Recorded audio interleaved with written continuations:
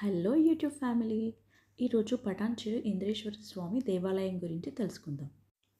ఇది 1000 సంవత్సరాల కాలం నాటి పురాతన దేవాలయం. ఇది కాకతీయుల శిలాతోరణంతో నిర్మించబడి ఉంటుంది. ఈ ఆలయానికి ఎదురుగా ఏకశిలా గజస్తంభం ఉంటుంది. గజస్తంభం పైన డమరుకం చెక్కబడి ఉంటుంది. పటాన్చెరు నుండి 6 కిలోమీటర్ల దూరంలో ఇంద్రేశ్వరం అనే గ్రామంలో ఉంటుంది. ఆలయ ప్రాంగణంలో గోశాల కూడా ఉంటుంది. చెరువు పక్కనే నాగదేవత విగ్రహాలు కొలువై ఉన్నాయి. పక్కన చెరువు ఉండడం వల్ల వాతావరణం అంతా చాలా ఆహ్లాదకరంగా ఉంటుంది.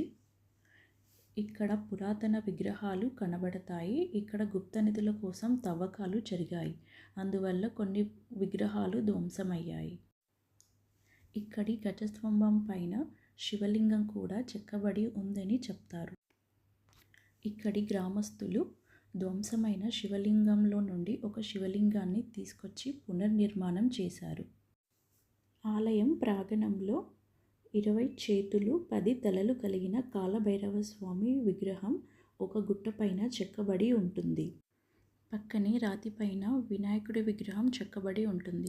గుప్త నిధుల కోసం ఈ విగ్రహాన్ని ధ్వంసం చేశారు. మరో రాతిపైన హనుమంతుడి విగ్రహం కూడా చెక్కబడి ఉంది.